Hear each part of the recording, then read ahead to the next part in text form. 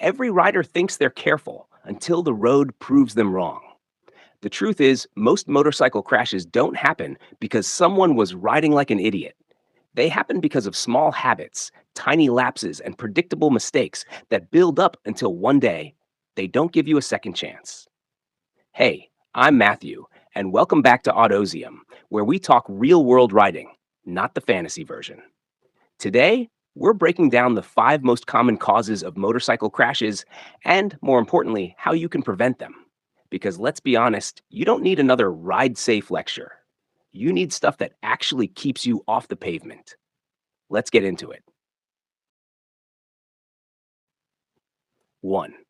Target fixation. Target fixation is the sneakiest killer on two wheels. It's not dramatic. It doesn't announce itself. It's that split second when your eyes betray you, when something catches your attention and you stare at it just long enough to steer straight into it. It could be a pothole, a car edging out of a driveway, a patch of gravel, or a mailbox that suddenly feels magnetic. The moment your eyes lock on it, your brain says, avoid that. But your hands and body say, sure thing, boss, and start steering toward it. Because motorcycles follow vision.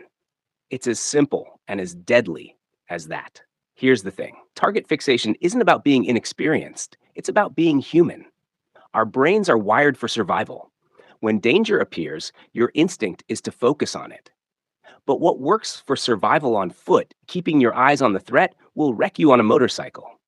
You have to untrain that reflex. So, how do you fix it? You train your vision deliberately. Start small, in a parking lot. Set up cones or use painted lines as visual targets. Pick your line and force your eyes to move early. Turn your head, not just your eyes, and look through the turn to the spot you want your bike to end up. At first, it feels exaggerated, even unnatural. But that exaggeration teaches your brain a new instinct. Look where I want to go, not where I don't. Then, take it to real world riding. When something grabs your attention on the road, debris, a car, an animal, say it in your head. Eyes up, eyes out. Refocus on your escape route, your open space. The trick is to give your brain a task so it doesn't freeze on the danger. The riders who stay upright in sketchy situations aren't the lucky ones. They're the ones who've trained this habit. Because out there, you don't steer with your hands, you steer with your eyes. 2. Over braking the front or forgetting the rear. Panic does funny things to people. When something unexpected happens, a car slams its brakes, a dog darts out, most riders don't think, they react. And that reaction is often grabbing the front brake like it's a lifeline. That's when the front tire locks, traction disappears, and gravity takes over.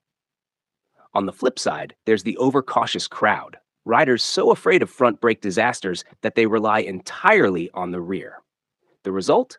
A skid, a long stopping distance, and often a crash that could have been avoided. Here's what most new riders don't realize. Braking isn't just about stopping. It's about managing weight transfer. When you squeeze that front brake, your bike's weight shifts forward, increasing front tire traction. That's good, as long as you progressively add pressure. Too sudden, and you overwhelm the tire before it can grip. Too timid, and you never get the stopping power you need. The key is balance. A smooth, deliberate squeeze on the front with the rear brake supporting and stabilizing you. Think of it like a dance. Front does the heavy lifting, rear keeps the rhythm steady. You can't learn this balance by reading about it. You've got to feel it. Head to an empty parking lot and do braking drills. Start at 20 miles per hour. Roll on the throttle, then roll off and apply both brakes smoothly. Feel the bike's nose dip as the weight shifts. Gradually increase pressure until you sense the tires right on the edge of grip. That's the sweet spot. Do it over and over until your hands and feet know what controlled hard braking feels like. Because when a car pulls out in front of you, you won't have time to think. You'll fall back on muscle memory. And remember, braking mastery isn't about power, it's about control. Smooth riders stop faster, not because they're stronger, but because they're smarter. 3. Entering corners too hot. You know that moment when you realize you're going too fast for a corner? Your stomach drops, your hands tighten, and every survival instinct you have screams, no, slow down. So you grab the brake mid turn, and the bike stands up, loses traction, and suddenly you're running wide toward the guardrail. It happens to almost every rider at some point. But the root cause isn't speed, it's lack of preparation. You didn't set up early enough, and you didn't trust the bike once you were in it. Let's break that down. When you enter a corner too hot, the problem started 5 seconds earlier, back when you were still upright. You didn't slow down enough before the turn. You didn't look through the corner to judge the radius. Maybe you were following another rider's line instead of riding your own. The fix is all about vision and throttle discipline. Before you turn, look as far through the corner as you can. Find your exit. Slow down before you lean, not during. Then, once you're in, maintain light, steady throttle. That keeps your suspension balanced and your traction consistent. And here's the big one. Trust your tires. Modern motorcycle tires can lean far more than most riders ever dare. The bike will hold the line if you let it. The moment you chop the throttle or grab the brake, you upset that balance, and that's what sends you wide. If you want to master this, practice corner entry at moderate speeds. Find a curvy road you know well, or hit a closed course day. Focus on being smooth, brake early, turn your head, commit to the line, and roll on gently through the turn. That's when you'll feel the magic of cornering, that flow state where you and the bike move as one. No panic, no stiffness, just smooth, confident control. Because good cornering isn't about guts. It's about timing, planning, and trust. Number 4, bad lane positioning. Lane positioning is one of those things that separates the good riders from the great ones. And yet, it's one of the easiest habits to get lazy about. A lot of riders just plop themselves in the middle of the lane and stay there, no matter what's happening around them. And that's a problem. Here's the truth. Lane positioning isn't static, it's dynamic. You should be constantly adjusting your position based on what's ahead, what's behind, and what's beside you. That's not paranoia, that's awareness. Let's take a simple example. You're riding behind a car on a 2-lane road. The sun's low, glare bouncing off the windshield. You can't see through the car, so you've got zero info about what's coming next. Most riders just sit in the middle, staring at a bumper. But the smart rider? He shifts slightly left or right, opens up that visual lane, and suddenly, he can see through the car. He's reading traffic 2 or 3 cars ahead, predicting moves before they happen. That's how pros ride. Same goes for intersections. If you're sitting dead center behind a car at a red light, you've just boxed yourself in. If that driver gets rear-ended, you're the crumple zone. But if you position slightly to the side, say the left tire track, now you've got an escape route. If something comes flying up from behind, you can dart into the open lane or shoulder and live to ride another day.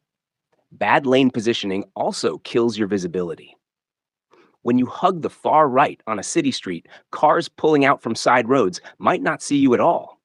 Move closer to the center of the lane, and you suddenly become part of their visual focus. You're there. You're seen.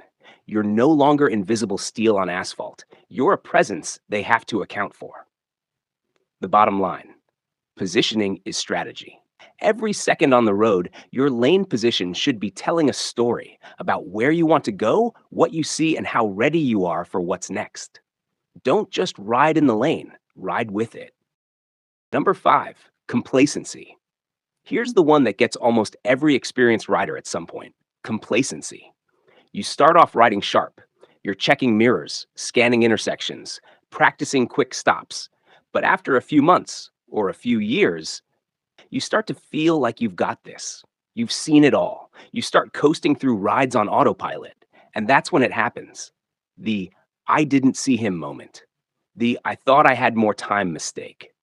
Not because your skills vanished, but because your focus did.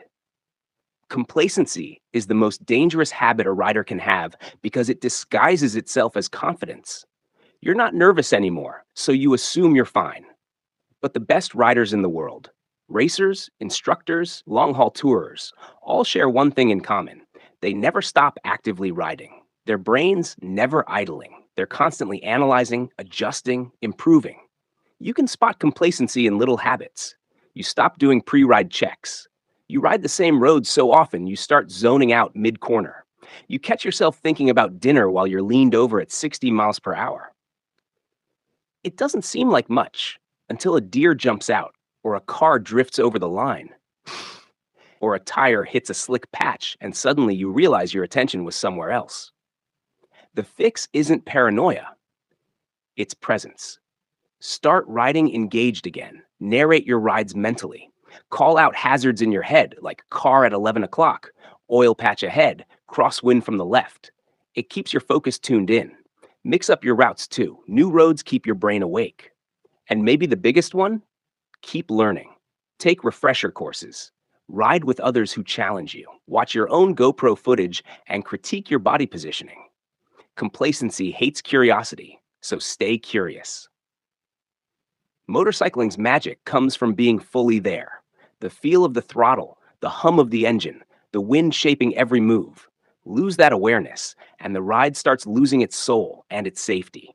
So next time you throw a leg over, remember, every single ride deserves your full attention. You might have ridden that road 100 times, but the world changes every second, and so should your focus. Here's the truth. Crashes don't come out of nowhere.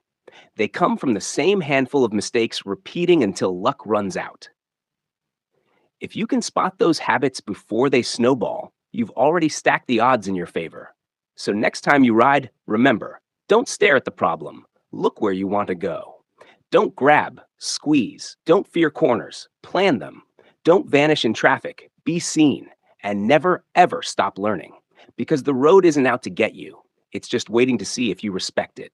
This is Matthew from Autozium. Ride smart, ride aware, and as always, keep the rubber side down.